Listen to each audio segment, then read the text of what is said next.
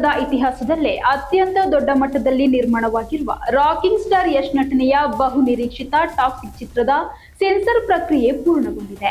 ಭಾರತೀಯ ಸೆನ್ಸರ್ ಮಂಡಳಿ ಈ ಚಿತ್ರದ ಒಟ್ಟು 12 ದೃಶ್ಯಗಳಿಗೆ ಕತ್ತರಿ ಹಾಕಿದೆ ಎಂದು ತಿಳಿದುಬಂದಿದೆ. ಭಾರತೀಯ ಮಟ್ಟದಲ್ಲಿ ಕನ್ನಡದ ಅತಿ ದೊಡ್ಡ ಸಿನಿಮಾ ಎನಿಸಿಕೊಂಡಿರುವ ಈ ಚಿತ್ರದ ರನ್ ಟೈಮ್ ಹಾಗೂ ಕಟ್ಸ್ಗೆ ಸಂಬಂಧಪಟ್ಟಂತೆ ಸಿನಿರಂಗದಲ್ಲಿ ಭಾರಿ ಚರ್ಚೆ ಶುರುವಾಗಿದೆ. ಸೆನ್ಸಾರ್ ಮಂಡಳಿಯ ಕಟ್ಸ್ ಬಳಿಕ ಭಾರತೀಯ ಥಿಯೇಟರ್ಗಳಲ್ಲಿ ಬಿಡುಗಡೆಯಾಗಲಿರುವ ಟಾಕ್ಸಿಕ್ ಸಿನಿಮಾದ ಒಟ್ಟು ರನ್ ಟೈಮ್ 2 ಗಂಟೆ 54 ನಿಮಿಷಗಳಿಗೆ ನಿಗದಿಯಾಗಿದೆ. ಆದರೆ ಅಚ್ಚರಿಯ ಸಂಗತಿ ಎಂದ್ರೆ ವಿದೇಶಗಳಲ್ಲಿ ಬಿಡುಗಡೆಯಾಗಲಿರುವ ಆವೃತ್ತಿಗೆ ಯಾವುದೇ ಕಟ್ಸ್ ಇಲ್ಲದಿರುವುದು ವಿಶೇಷ.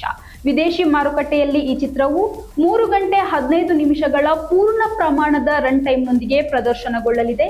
ದೇಶದ ಪ್ರೇಕ್ಷಕರ ಸೆನ್ಸಾರ್ ನಿಯಮಗಳು ಹಾಗೂ ಕೌಟುಂಬಿಕ ಮೌಲ್ಯಗಳನ್ನು ಗಮನದಲ್ಲಿ ಇಟ್ಟುಕೊಂಡು ಭಾರತೀಯ ಆವೃತ್ತಿಗೆ ಮಾತ್ರ ಈ 12 ಸೀನ್ಗಳನ್ನು ಕಟ್ ಮಾಡಲಾಗಿದೆ ಎಂದು ಮೂಲಗಳು ತಿಳಿಸಿವೆ.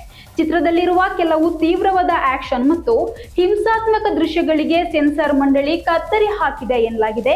ಭಾರತೀಯ ಚಿತ್ರರಂಗದ ದೈತ್ಯ ಸಿನಿಮಾಗಳ ಸಾಲಿನಲ್ಲಿ ನಿಂತಿರುವ ಟಾಕ್ಸಿಕ್ ಚಿತ್ರವು ಸದ್ಯ ಸೆನ್ಸಾರ್ ಕಾರಣದಿಂದ ಮತ್ತೊಮ್ಮೆ ಸುದ್ದಿಯ ಕೇಂದ್ರ ಬಿಂದುವಾಗಿದ್ದು, ಸಿನಿಪ್ರಿಯರಲ್ಲಿ ಮತ್ತು ಯಶ್ ಅಭಿಮಾನಿಗಳಲ್ಲಿ ಚಿತ್ರದ ಬಗ್ಗೆ ಇರುವ ನಿರೀಕ್ಷೆಯನ್ನು ಇನ್ನಷ್ಟು ಹೆಚ್ಚಿಸಿದೆ.